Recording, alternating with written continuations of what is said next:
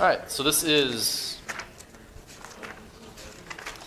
Intro to Python for Security Professionals with Ravin and Kumar.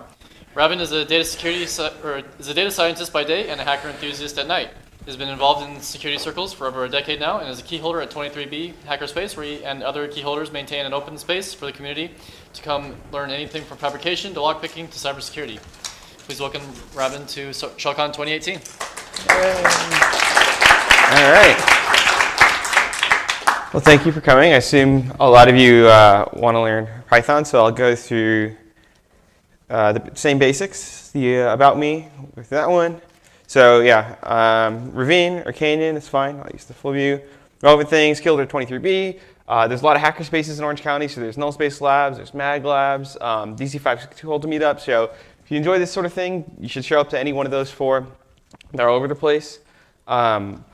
I write a lot of Python for work. I'm not a security person professionally, but I do Python for data science, data analysis, which you probably read about in the news and whatnot, and machine learning, all that crap.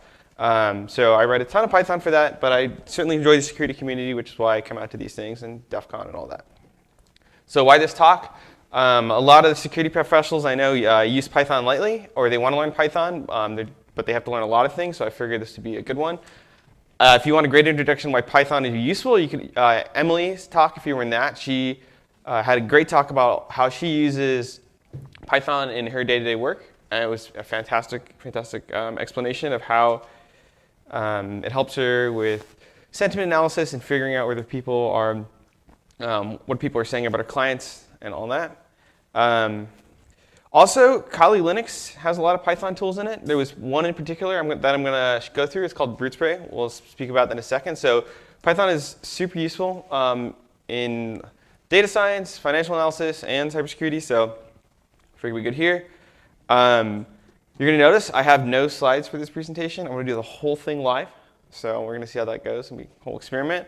So you can grab everything off of the GitHub repo if you want. So there is a GitHub repo. It's got literally everything I'm going to cover in this step by step. So if you're trying to learn Python, hopefully it's a good resource. We're going to be going through all the code that's in this repo in the next 50 minutes. So. And then legal stuff. Everything I say is my own opinion, so I'm not representing anyone. I work for a company. I'm not representing that company or anything else. So with that, let's talk about BruteSpray.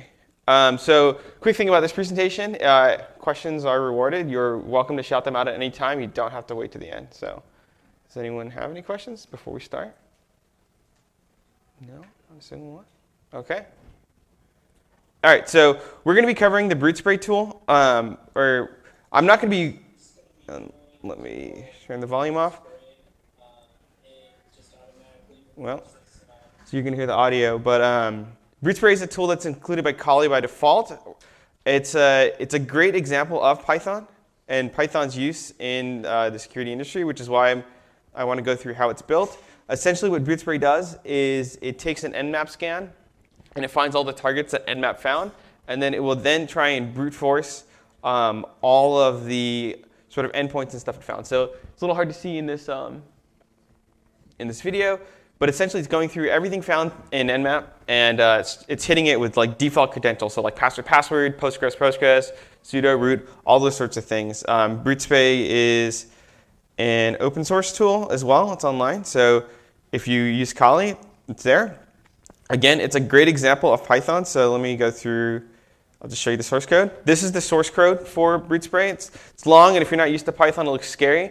But really, it's just composed of a few basic pieces that are used over and over and over again. So once you learn the few ingredients, you'll be able to go through it.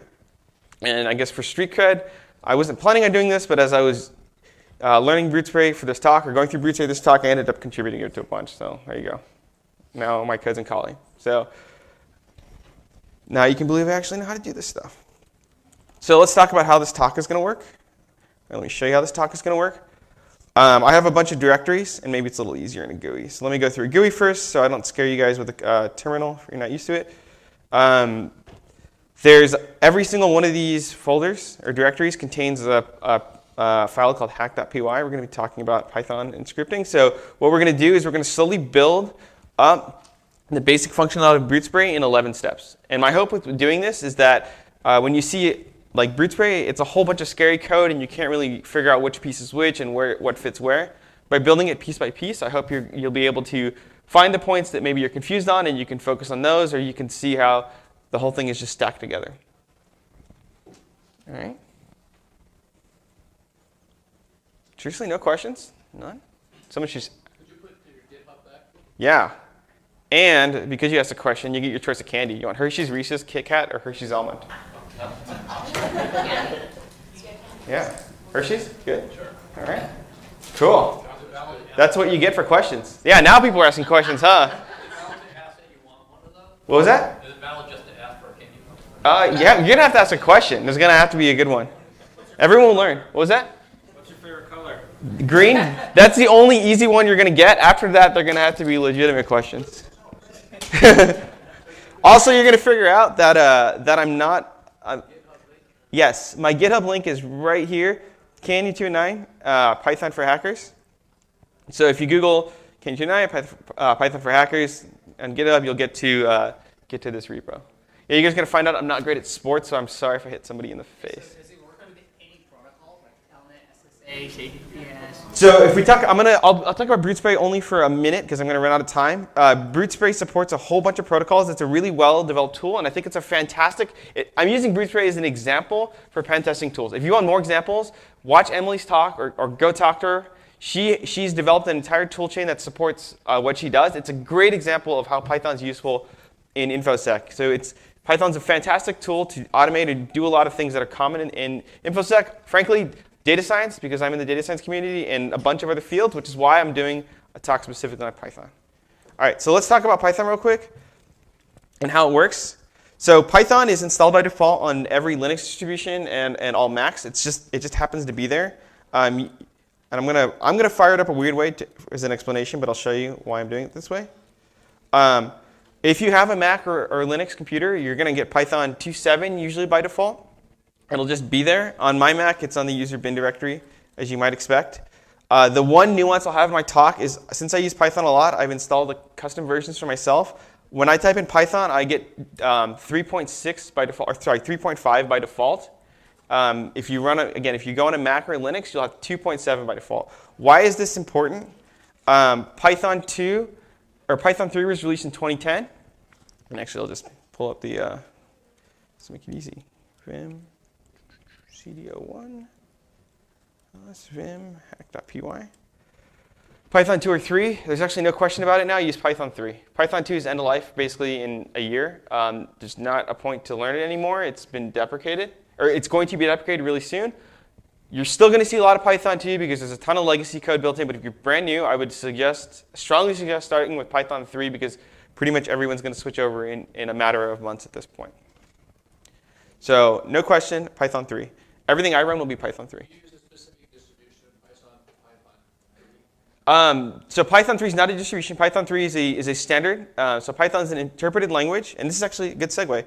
All Python is a set of files. So this text file is Python. It's written in the Python standard syntax. Now there are numerous interpreters for Python. There's the standard Python. It's called CPython or Cython. That's usually what 99% of people are talking about. But there's things called PyPy, which is a Python interpreter for Python. There's IronPython, which is a C# interpreter for Python. So keynote, Python is an interpreted language, and a lot of people make interpreters. CPython is CPython is the most common. It's what most people talk about when they say Python. So when you write Python, you're basically writing a text file, and then you're asking an interpreter to interpret it. I am not using the default Mac interpreter. I'm using an interpreter that I installed because that's the one I like. That doesn't matter if you're using, what was that? Oh, sorry. I use the Anaconda distribution because it works really well for data science. Yeah, it just dump it on in a directory and stuff. I just install it. It's a .sh file, and it does all its magic to take over my computer. So we'll go with it. For other terminal magic, and this is how I'm going to run the talk, the bottom one is going to be me in a Vim. So Vim is just a text editor. It's just like Notepad++ or Notepad or Atom or whatever you want to use. The top one is going to be the bash shell where I'm actually going to run this stuff. So Python runs in numerous ways. The one that in the InfoSec community that's probably the most useful is you just type in Python 01, and then you type in your file and you hit enter. and it'll actually run that file. So if I pull up the file below, all I'm doing here is I'm hacking Canyon on MySQL, and that's what's happening. Python runs this one command. So that's your first Python program. All right. So what we're going to start doing now is we're going to start building it up. The print command, cool. You can print stuff to a terminal. But pretty boring. So we're going to be sticking with the print command for a while, and then I'll sub it out later to show you how BruteSpray works. So we're going to talk about data types next. So Vim 02. Oh, my autocomplete doesn't work. No. See that.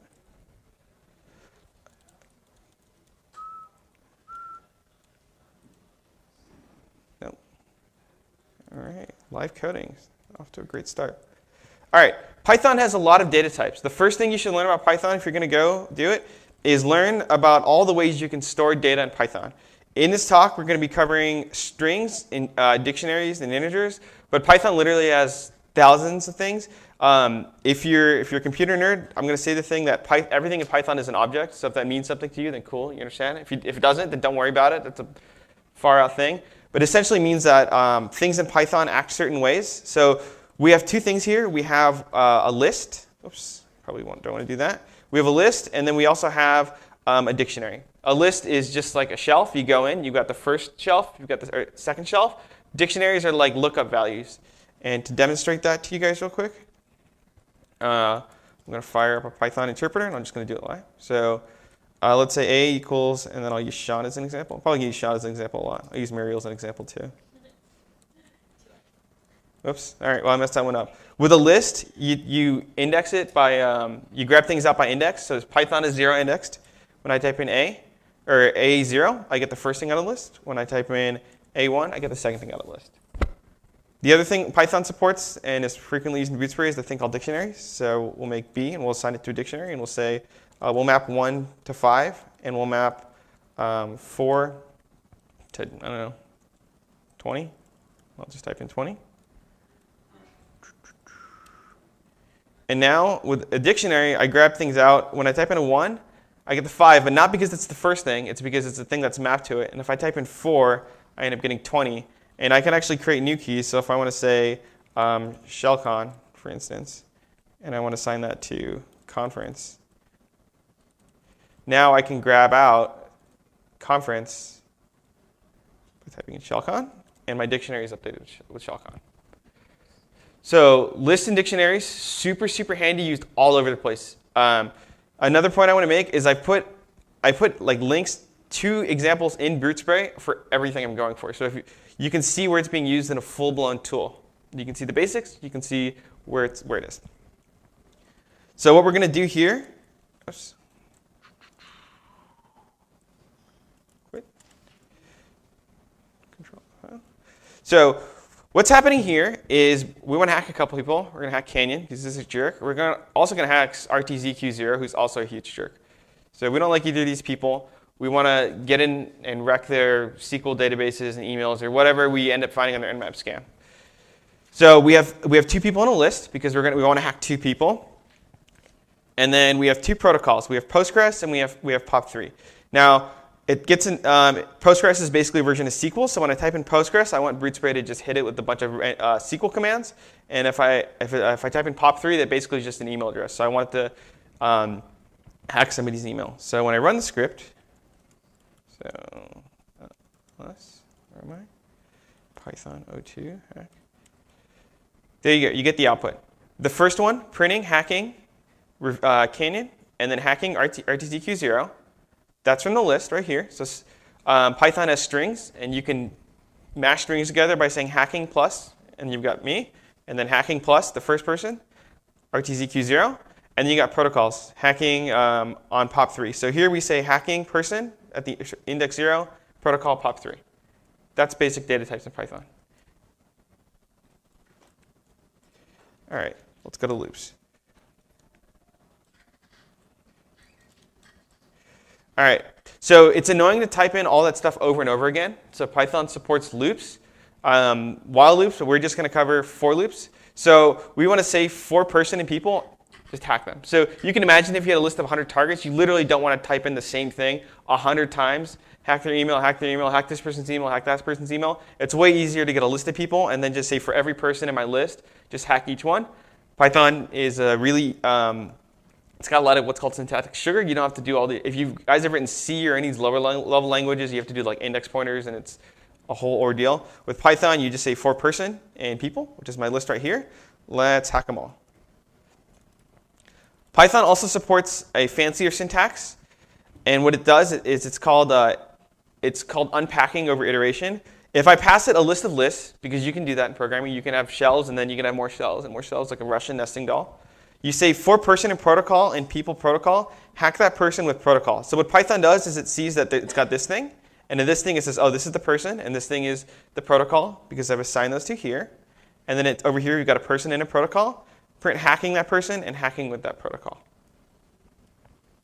And then this is a very advanced one. If this one is confusing, don't worry about it. But this is called the list comprehension.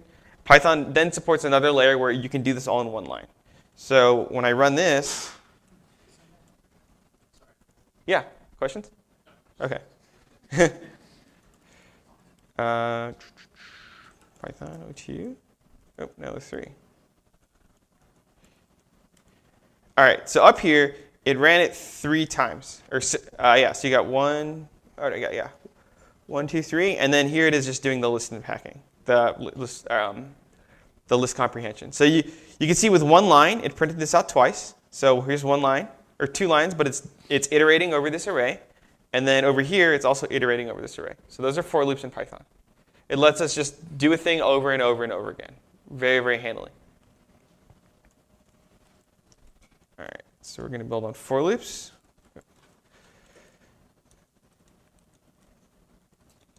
All right. Yep, I'm already there. All right, another basic programming construct. You don't always want to do the same thing for every line of code. You want to do what's called conditional flow. So if something is happening, or if a condition, then do another thing. So we have our 2 data structures. What's this one? Anyone want to take a guess? No one? All right, one person is paying attention to the talk. Anyone want to grab the second one? No? All right. List of lists. Yes. All right. 2 people answered. Who was that? Anyone's paying attention? No? List of lists. So we have both our data structures to store everything we want to do. So we have 2 protocols that we want to use. We have 3 things we want to hack. We want to hack Canyon in SQL. We want to hack RTZQ0 on POP3, and then we want to hack RTZ on his SQL database as well. However, we really don't like RTZQ0 because he's really, really a jerk. So when we get to RTZQ0, we want to hack him even harder than the last time we tried. Because when you meet him, you'll know exactly what I'm talking about. He's walking around. You can go tell him I said all this. Hack.py. So this is all that's happening. When we're trying to hack Canyon, just normal day-to-day stuff. But once we get to RTZQ0, we try to hack him even harder because we say if the person is RTZQ0 with the double equal sign, then we're going to run this line of code. Otherwise, we're going to run this line of code. So Python, single equals is called an assignment operator. You're assigning a thing to a point in memory. And double equals is the equality check. Does Python have a triple equals? Python doesn't have a triple equals because Python was designed, and I don't want to say by someone smart. The other guy's smart too, but the other guy made a mistake, and then you can't break the internet, so then you have to just hack on layers of crap, which is why JavaScript is triple equals. JavaScript is double equals, but try it and watch all your code fail because it doesn't work the way you want it to work. It has triple equals because they realized they messed up, but they couldn't deprecate the entire internet. Python decided to deprecate version 2 and sort of wash away its mistakes, which is why there's Python 3. So, yeah. That's an excellent question. You want to recess? That was a really good one, actually. You get 2.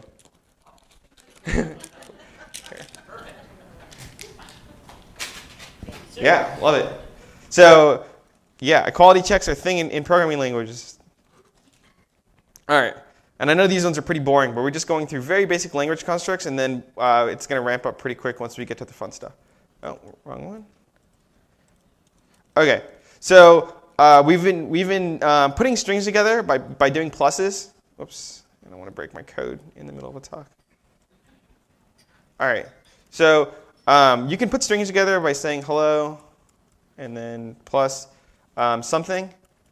But this makes you look like a noob in Python. I don't want any of you guys to write code and people judge you. So actually the better way to do it in Python for numerous reasons is do what's called a string interpolation.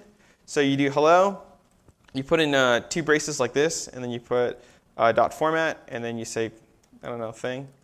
And then what Python does is it takes your argument and it puts it right into the string. Does anyone remember what I said about Python? Everything in Python? Yes, it's an object. Somebody who said that? Yes, everything in Python is an object. Oops, sorry. Everything in Python is an object. So the thing is, in other languages, you have what's called primitives, which don't actually do anything. Python, everything has methods, has the ability, everything definitely has methods on it. So we can do another one. I'll just put hello again. And now I've put 2 things in there. So string interpolation is the way to smash strings together in Python. Definitely use that. Don't use pluses. This is actually not in BruteSpray, but it actually should be in BruteSpray. I got lazy after a while and stopped making PRs. So the technical reasons, if you want to be really into it, is it's safer and it's actually faster under the hood to do string interpolation. And as a programmer, it's actually nicer because if you want to put numbers into a string, you'd have to cast them and do all this crap. So just to show you here, to make the point, if I do hello and then I do +2, Python says, what the hell? Can't convert into string implicitly. This is good.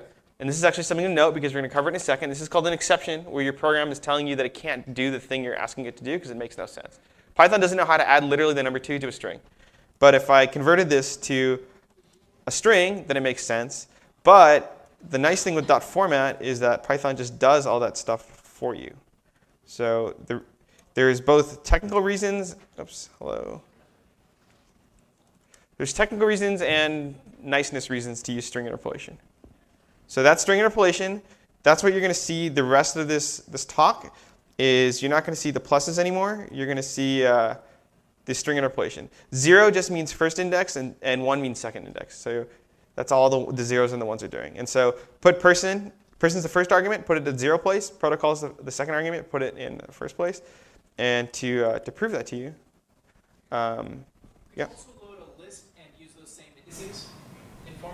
Yeah, you could. That's a good point. Yeah, we can do that. And I'll do a tricky thing and I'll show you what happens. So Python hack.py. So here we go. Hacking, same deal as before. We didn't really change the protocol. All we did was change our strings. Oops.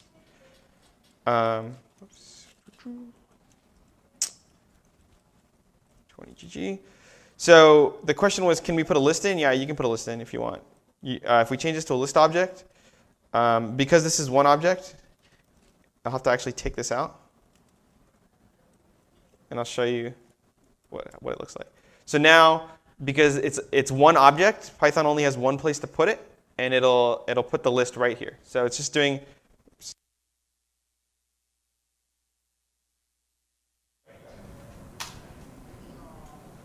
Python's just taking your object and it's smashing it into a place. Did that answer the question and help? No, could you use those indices in the curly brackets to index in a list? Oh, with the dot format, no. These indices just correspond to. Yeah. In this particular method, it looks at the argument order, and that's where it places things. It's just the way this method works. That's all. Excellent question. Did I give you something? What do you, Reese? Reese is fine. All right. I don't think my mic is going to stay on, so I'm just going to yell. Is that okay? All right, cool. All right, so let's move on to, what do we got now? Exception handling. Okay.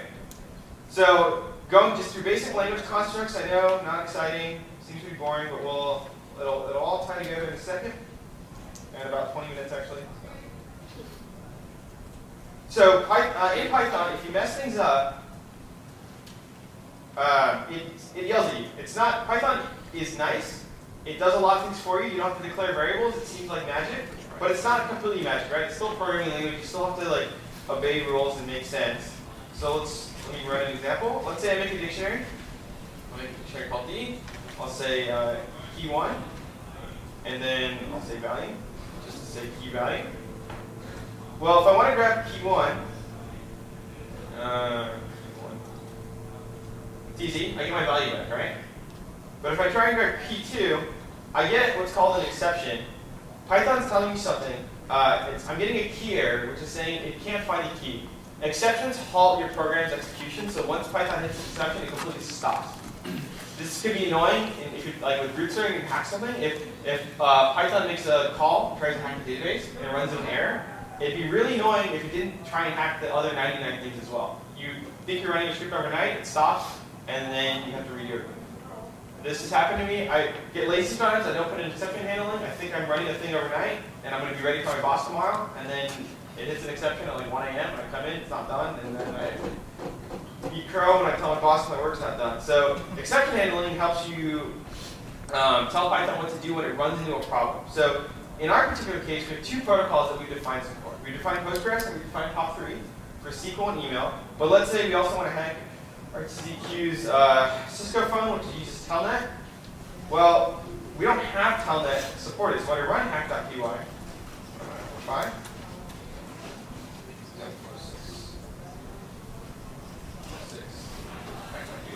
When I run this, my program doesn't finish running. It stops and it hits Telnet, and it just says I can't do anything past Telnet. You can see that it printed email, so it printed the key for my POP3, but then it just stops at Telnet. And this is bad. We want to actually hack RTCQ0, even though we don't have a Telnet implementation yet. So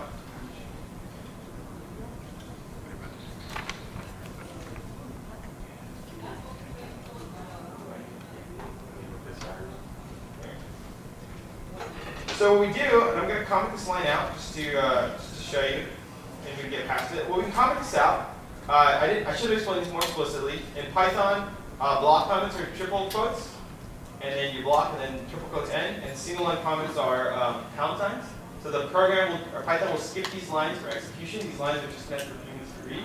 So what I'm going to do is I'm going to put a comment in front of the Telnet protocol, so Python doesn't try and run it. Now I'm going to run this now. Now I'm going to run this, and you'll see that it worked. And here's the trick. What I'm saying is try something, but if it doesn't work, if I get an exception, then print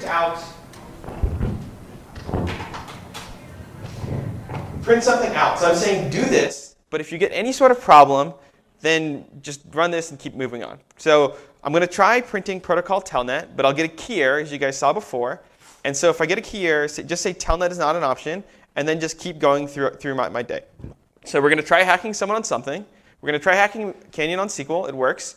We're going to try hacking RTCQ on email, and it works. We're going to try hacking RTCQ on telnet through our for loop, but it's going to say protocol telnet is not an option, falling back or failed hack on RTCQ0. That's what's called exception control. It's very handy for dealing with problems in your program. You say, do this. If you run into an error, don't worry about it. Keep moving on with all the other things. Exception handling is a little more of an advanced topic, so if there's any confusion, please feel free to ask. I'll pause for a second. Do you create multiple attempts? If this is working, you can create a series of tries? Yes, you can do that. You can have a series of tries. You can say try, except value error. So if try, and if I get this error, then do this. If I get this error, do that. And then if I get this, then keep going on. So Python supports nesting try excepts, which is excellent. It also supports multiple types of try excepts. So a good example that I have at work, when trying to talk to a database over the network, there's 2 things that are happening, right? I have to go over a network, so I could end up with a network error from my networking library, and I could end up with an error from the database itself. So I say if I have a network error, then just pause for 5 seconds and then just try again. Networks are faulty, right? If I end up with a database error, in some cases where it's serious, then I say stop doing everything and roll back all my database transactions. Because I want to make sure for me, data integrity is a huge point as a data scientist.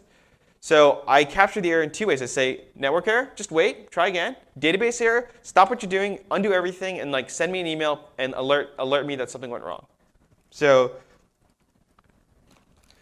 excellent question. All right, this is going to be tricky. Oh. Thank you. Yep, Python. That's another it's another nice thing that the Python core does built in. So let's go to functions. How much time do I have? Ooh, we're gonna be a little close. All right, CD functions. We're gonna go through functions pretty quickly then. Fin 07 function.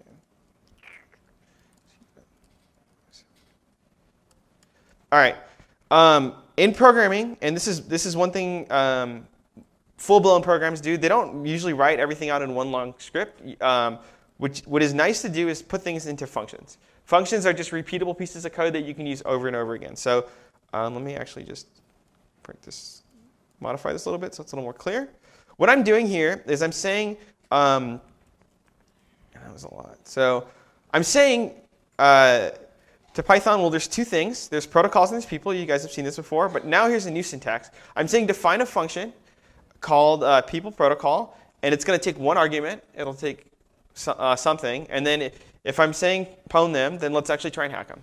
I have a doc string in there to say what this does. Please write doc strings on your functions. I know I say that and people won't do it. Please do. We have another function down here that's just going to print the target. So I'm doing two things. I'm saying this function is just going to print who we want to hack. I'm saying the other function is going to actually hack the people. So I've sort of created my routines in these blocks of code. An important point about Python, and I should have mentioned this earlier as well, Python is white space indented, so there's no curly braces, the things you see in Java or C# or even JavaScript. When you want to make a code block, you put an indentation in. So what I'm saying is to Python is this is a function. Here's all the code that's in the function by a single indentation.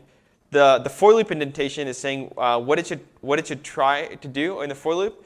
And the try indentation is saying what it should do if this try fails. So in Python, that's how you control the flow of the program or indicate to it what code is part of what block. In this particular case, what we're going to do is we're going to just run these functions. So when I run this, I just print out the names of the people that are being hacked. My next thing I say is actually just try and hack these people. So now we're getting back to our hacking where we're getting Canyon and RTZQ0. And we're running the old hacking code. And then I'm telling it to redo the print code. And you see that I don't have to rewrite it again. I just call print again, and it'll just run the print. So Python syntax, def, method or function name, and then the arguments you want to have to the function. Python supports keyword arguments and positional arguments if that means something to people. If it doesn't, don't worry about it. You don't really need it for BruteSpray, actually. I don't even think they use keyword arguments. All right. All right, so we're going to make it a little more interesting now, and this is where we're sort of moving past the Python basics and moving into some of the more I don't know, specialized code that's good for this application. So as of now, we've just been all we've been doing is telling Python to print things. That's not really that exciting. We've just been working within the bounds of Python. A really, really handy use of Python is to tell the OS or other things to do things.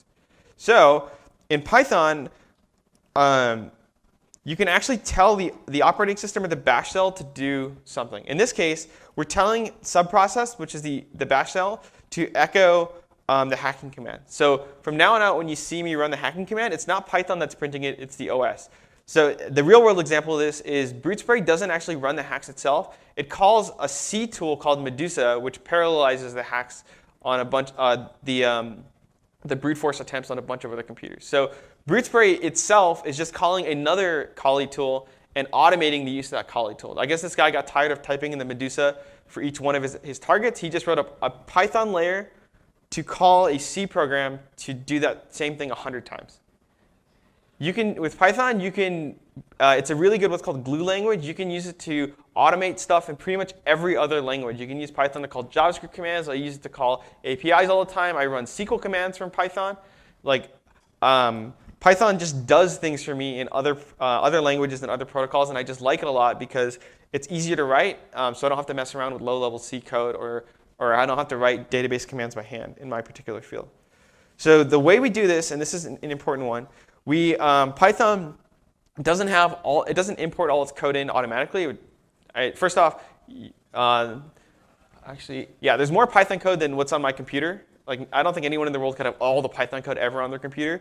So what you do is you get the libraries and then you import them. So Python's import syntax is fairly simple. You say import and then you just tell it what to import. In this case, we're importing something from the standard library. If you're doing computer security applications, you'll pretty much be using the standard library. But if you watch Emily's talk, there's a couple libraries that you can install through a thing called pip. But basically, we have a bunch of libraries on our computer, and we want to grab a library that in particular will run OS level commands. And I'm going to do this manually first to make it show you what's going on. If I want to ls what's in a directory, Python doesn't understand ls, it's a bash command. But what I can do is I can import subprocess. And then I can say subprocess.call ls. And now it'll run the ls command and the bash shell, and then give me the results back. So subprocess isn't Python. Subprocess is Python, but subprocess is calling bash. If I want to call C, go for it. If I want to call, I don't know, anything, Fortran. Actually, that is a very important application. A lot of scientific applications, Fortran's a super old language. It's a pain to write. People just write Python layers on top of old Fortran libraries. It's really popular. So that's how I mess around with the operating system with Python. The next thing we want to go through is file I/O. So we're going to keep diving into messing around with the files. It's kind of annoying to have to type in the passwords each time, right? Or actually, we don't have any passwords. I've just been saying I'm going to hack targets. It'd be nice if we could just download a password list and use that. So in here, I have passwords.txt, and I have two passwords in here. I have password123 and super secure password.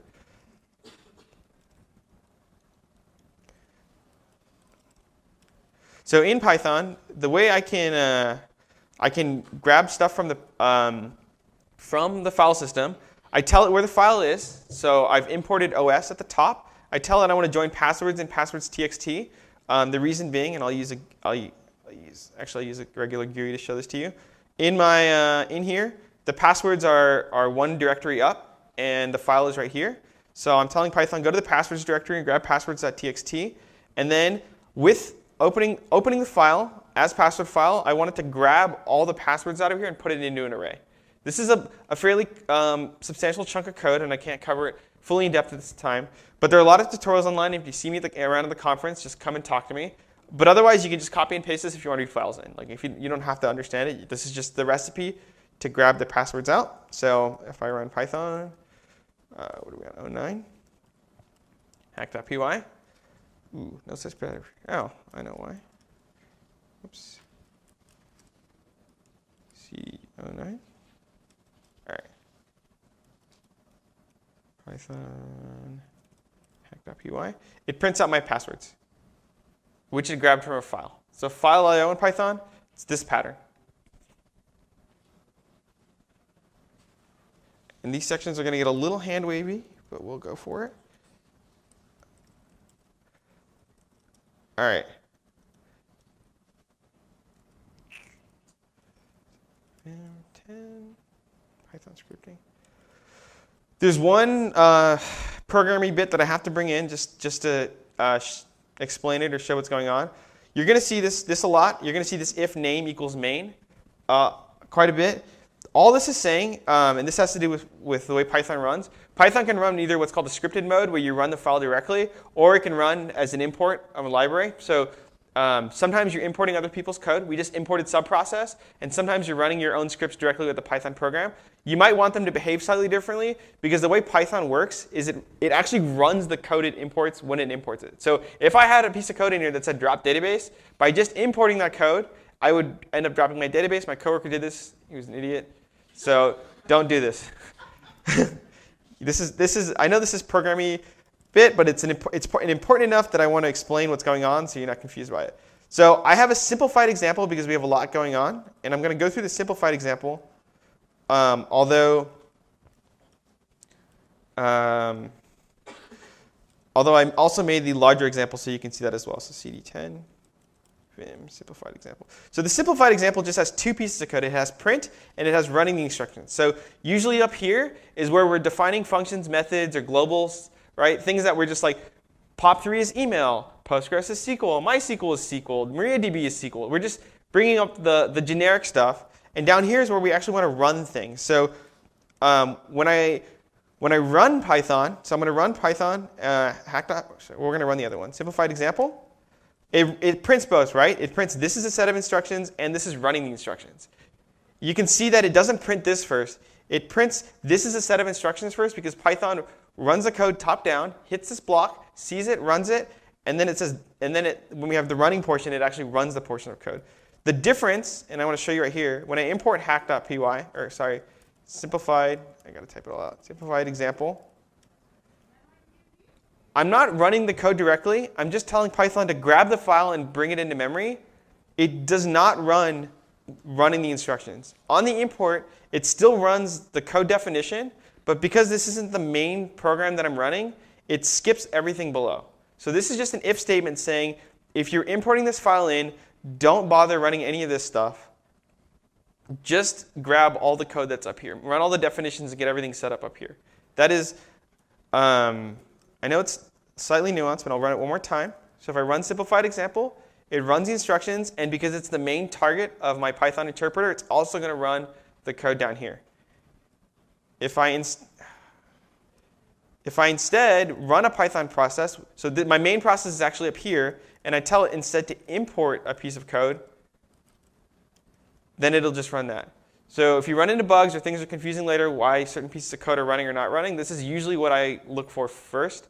This, as a code style, you usually should put all the code that you want to run stuff or you want to define stuff up here, and all the code for running stuff down here. BruteSpray does have this in here. I do. You can see it if you go to the full BruteSpray code. Actually, I'll just pull it up. Why not? I have it here. BruteSpray has it at the bottom. This is where BruteSpray is just defining all its methods and how to do things. Let's make a dictionary. Let's have our dictionary for our services. Where's the service dictionary? Right here. Let's have our service dictionary. So Microsoft ES is just Samba. SMTS secure is just your mail protocol. POP3 is also just POP3S is just your POP3 protocol. And it's got another one in here actually somewhere. It's got lists, but it's saying that this is all the stuff I'm using to define how BruteSpray should work, and this is where we're actually going to run BruteSpray when you run Python BruteSpray.py. Okay, so I want to make sure I understand this. Yeah. Anything below the conditional is going to be called by main. So I pull it into an existing program script, whatever. Is that program then main? The main is the main Python process you're running. So when you a little bit into the Python stuff, when I type in Python, it starts an interpreter. That interpreter it labels as the main.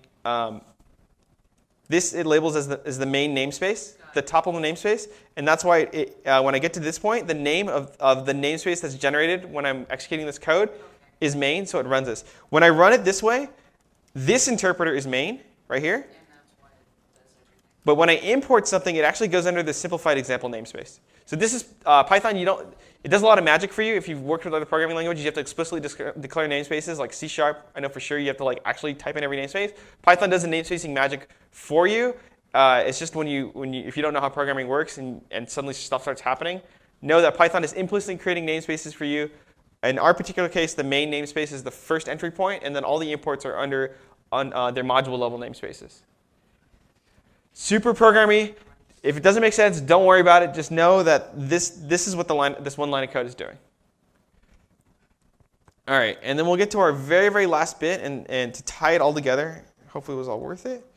The last bit is we've hard-coded everything into our program. So when I want to hack somebody, I have to literally type in RTZQ0 or Canyon in this. It's not, you'd have to go in and edit the Python program by hand every time.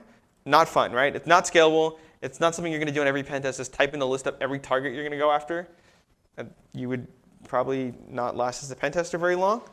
So there's a lot of what's called interfaces for Python, and the one that is usually the most common that I see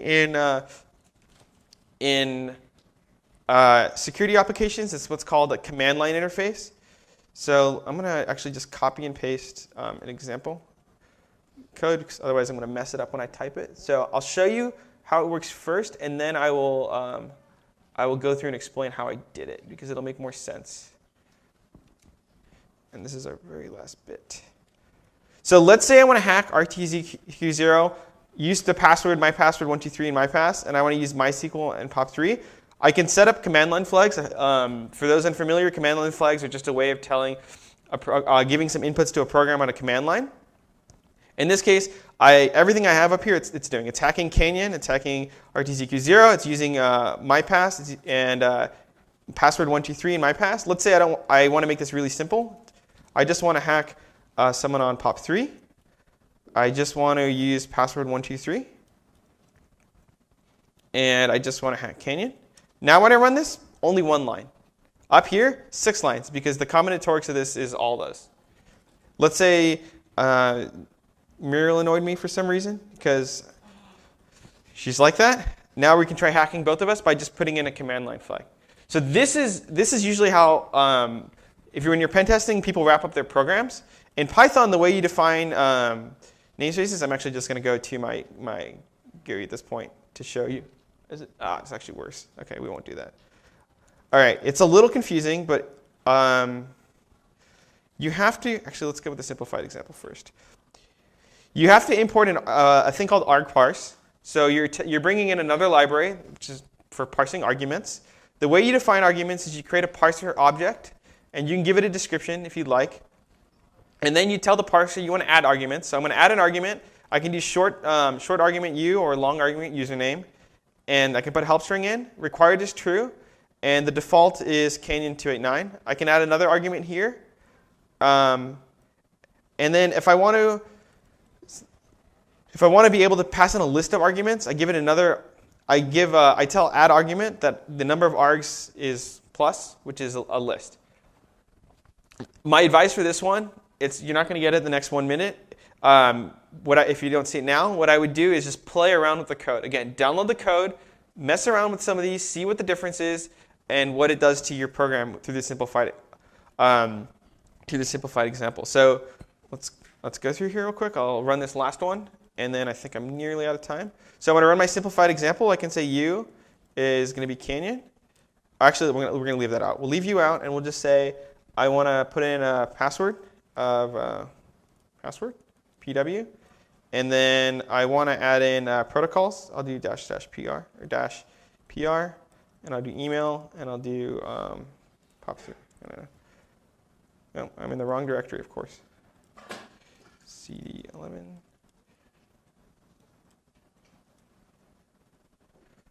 Oh.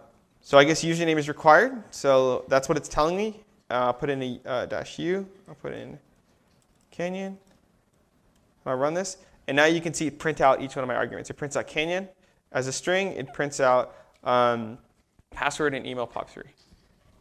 And so I know we covered a lot of ground in this, but actually, this is actually all you need to recreate an BruteSpray. Like BruteSpray, all of it is just those pieces used over and over again and in different combinations.